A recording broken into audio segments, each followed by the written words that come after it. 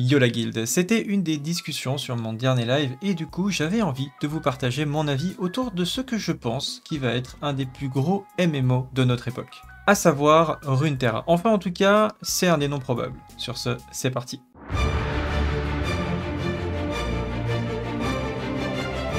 Alors, Riot Games, évidemment, on ne les présente plus, c'est d'abord League of Legends, plus récemment Teamfight Tactics, la légende de Runeterra qui a été annoncée récemment, mais aussi Valorant, qui ont été à chaque fois des succès, on va pas se mentir. À chaque fois que Riot se lance dans quelque chose, ils font pas dans la demi-mesure.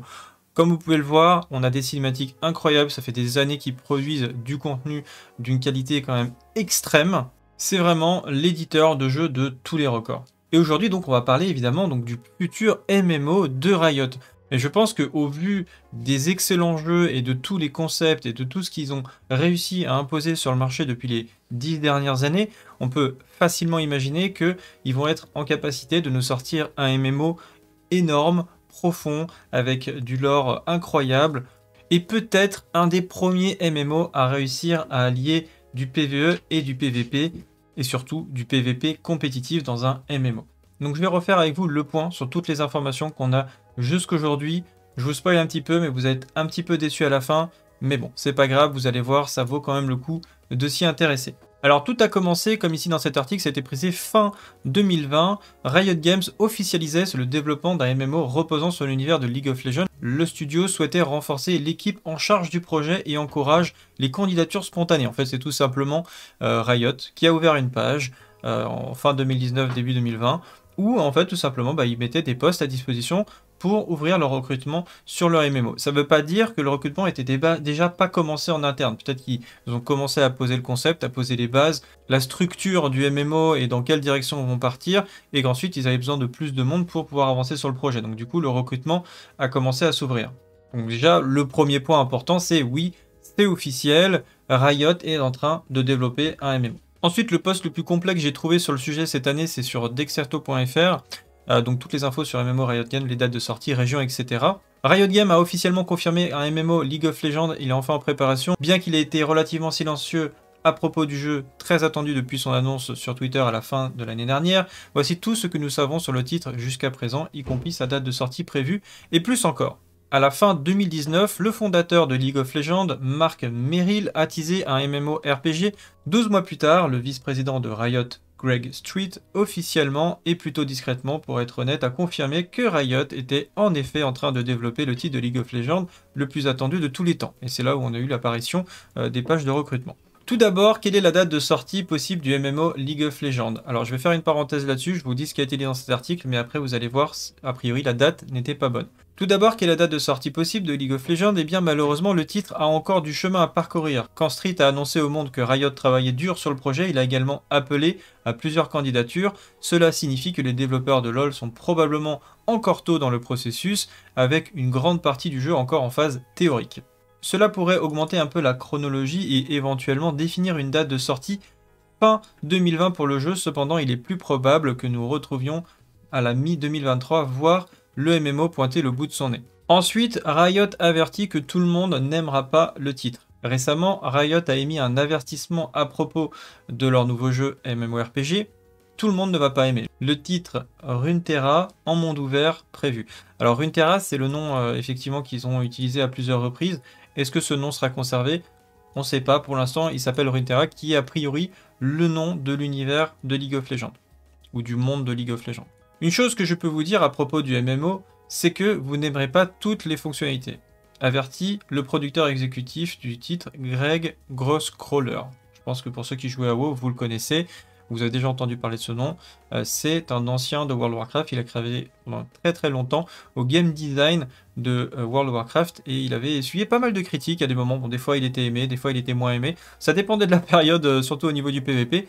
Mais en tout cas, voilà, il a travaillé chez Blizzard et plutôt dans la première partie, on va dire, de Blizzard. Nous allons faire des choix avec lesquels vous ne serez peut-être pas d'accord. Des joueurs souhaitaient des choses différentes dans le jeu. Bon, je sais pas si la traduction est correcte.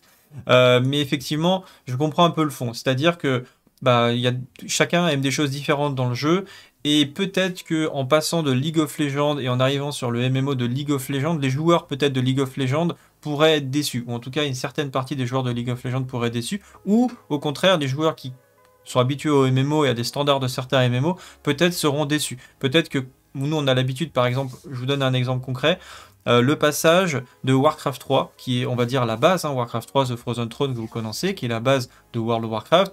On aurait pu avoir un MMO qui était tout simplement en mode RTS, c'est-à-dire qu'on aurait pu avoir le contrôle de notre personnage et la personnalisation et la gestion de notre personnage en mode RTS, c'est-à-dire on dirige notre personnage de haut au niveau de Warcraft 3, et ça aurait pu être un genre de MMO. Ça aurait pu être un MMO comme ça, en fait, tout simplement. Mais Blizzard a fait le choix de partir quasiment à la première personne. Alors on dit à la troisième personne, on peut se mettre à la première personne si on veut d'en haut, même si c'est pas pratique, mais en tout cas voilà, on contrôle un seul personnage, on le dirige en vue de derrière et on avance dans le monde en 3 dimensions, et juste pas sur une vue de dessus, comme c'était le cas dans Warcraft 3. Et donc peut-être qu'ils sont en train de parler de ça indirectement, Ghostcrawler est peut-être en train de dire que pour ceux qui sont habitués sur la vue et la gestion d'un personnage de League of Legends, peut-être que le jeu ça ne sera pas ça. Ou au contraire, peut-être que ça sera ça. Donc ça veut dire que soit ça sera exactement comme la gestion des personnages de League of Legends, ou alors au contraire ça ne sera pas du tout ça et ça sera sur un autre style de jeu. Et du coup forcément il y a des gens qui vont être déçus, c'est-à-dire les gens qui aiment pas trop League of Legends et qui sont pas habitués au gameplay de League of Legends peuvent être déçus.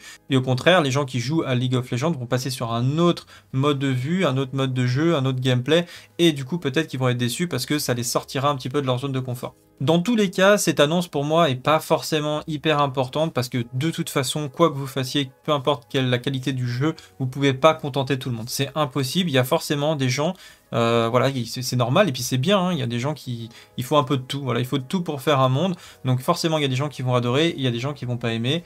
Donc pour moi, annoncer qu'il y a des gens qui n'aimeront pas le gameplay, ça veut pas dire grand chose au final. Toutes les régions de Runeterra. Le deuxième facteur le plus important, outre l'arrivée du jeu et l'univers que nous pourrons explorer dans le MMO, Runeterra, heureusement Riot a travaillé dur pour rendre League of Legends aussi riche que possible avec de nombreuses régions célèbres. J'irais même plus que là, c'est vrai que Riot a bossé dur pour rendre League of Legends aussi riche que possible. Ça, cette phrase, je la trouve très importante parce que c'est ça en fait pour moi la richesse de Riot, c'est qu'ils sont très bons. On l'a vu avec la cinématique du début, c'en est une parmi des centaines. Hein, vous êtes sur YouTube, vous regardez un petit peu les cinématiques.